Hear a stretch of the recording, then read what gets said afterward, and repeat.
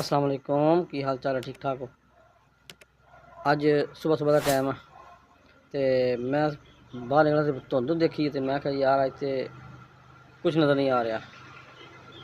तो इस वास्ते मैं कहा तो मैं दिखावा कि मौसम कैसा है साढ़े इलाके का। तो तुम देखो तो इंजॉय करो।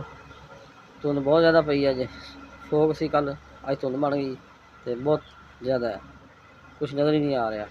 तो यह देखो मेरे पीछे जनाब है अनार का पौधा नज़र आ रहा है तुहानू, कितने खूबसूरत अनार लगे हुए हैं, बड़े बड़े अनार।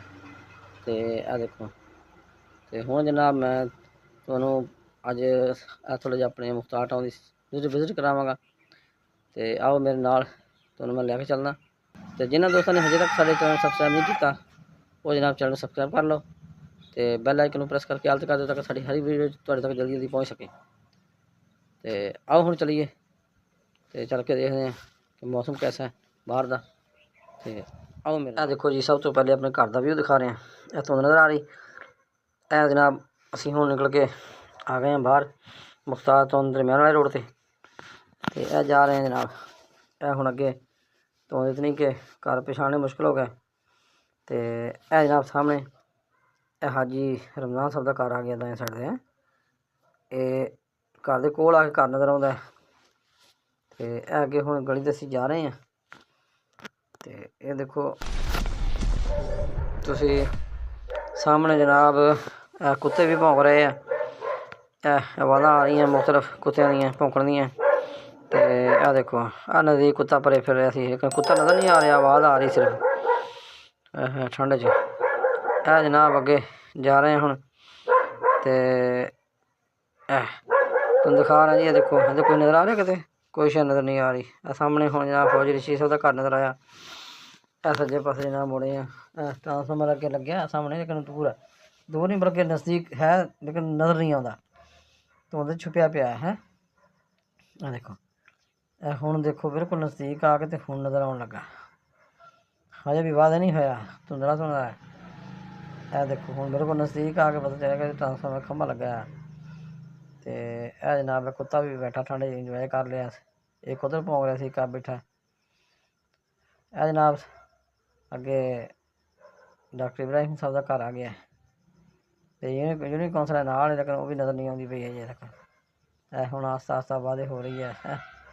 सामने यूनिट कौंसल का गेट नज़र आया। तो यह जनाब दाएं साइड से धुंध खाने की इधर मलक साहब दी मझां गाइयां भी बनिया हुई। तो मलक अब्दुल रहमान का डेरा सामने, यह देखो सामने तुम दिखाने हैं। यह देखो मझां गाइयां खड़ियां। हुण जनाब असी आ गए हैं वापस इधर स्कूल वाली साइड से। तो यह दरखत कदा नज़ारा, यह धुंध ही धुंध किन्ना। आ देखो स्कूल के कोल आ गए हैं, सरदार तामीर मेरा सकैंडरी स्कूल जरा वो गेट कोल।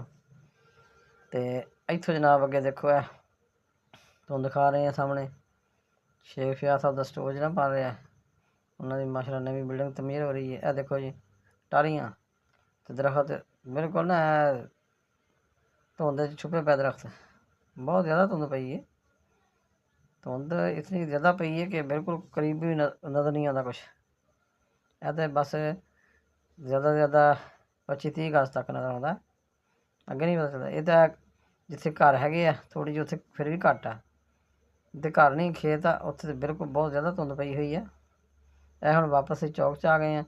ऐसी गए सी वो सामने दाएं साइड के रोड से, तो उत्तों घूम के इधर इधर आ गए वापस हैं। यह देखो हुण, यह देखो जिथे आबादी अगे खत्म हो जाती है, अगे धुंध कितनी नज़र आ रही है। तो यह तुहानूं दिखाने यह मस्जिद दाएं साइड से। यह देखो लो जी मस्जिद नज़र ही नहीं आ रही, केड़ा इन्नी दूर है, नाल तो है यह प्लाट एक बस।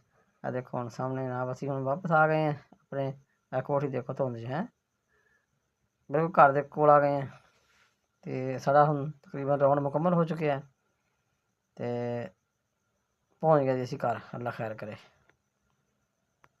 हाँ जी, तो कैसी लगी जनाब धुंध का मौसम है सुबह सुबह का, तो मैं दिखाया विजिट कराई। तो जनाब देखो किन्नी अचानक धुंध का मौसम शुरू हो गया, अल्लाह खैर करे।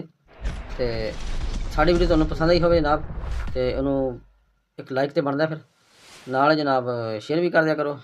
ਤੇ ਜਿਨ੍ਹਾਂ ਨੇ ਦੋਸਤਾਂ ਨੇ ਹਜੇ ਤੱਕ ਚੈਨਲ ਨੂੰ ਸਬਸਕ੍ਰਾਈਬ ਨਹੀਂ ਕੀਤਾ ਤੇ ਜਲਦੀ ਜਲਦੀ ਸਬਸਕ੍ਰਾਈਬ ਕਰ ਲਓ। ਤੇ ਕਿਉਂਕਿ ਮੈਂ ਹੁਣ ਪਹੁੰਚ ਗਿਆ ਦੁਕਾਨ ਤੇ ਹੁਣ ਡਿਊਟੀ ਸ਼ੁਰੂ ਹੋ ਗਈ। ਤੇ ਤੁਸੀਂ ਆਪਣਾ ਬਹੁਤ ਬਹੁਤ ਖਿਆਲ ਰੱਖਿਓ। ਹੁਣ ਮਿਲਾਂਗੇ ਨੈਕਸਟ ਵੀਡੀਓ ਦੇ ਵਿੱਚ। ਬਹੁਤ ਸ਼ੁਕਰੀਆ। ਅੱਲਾ ਹਾਫਿਜ਼। ਪਾਕਿਸਤਾਨ ਜ਼ਿੰਦਾਬਾਦ।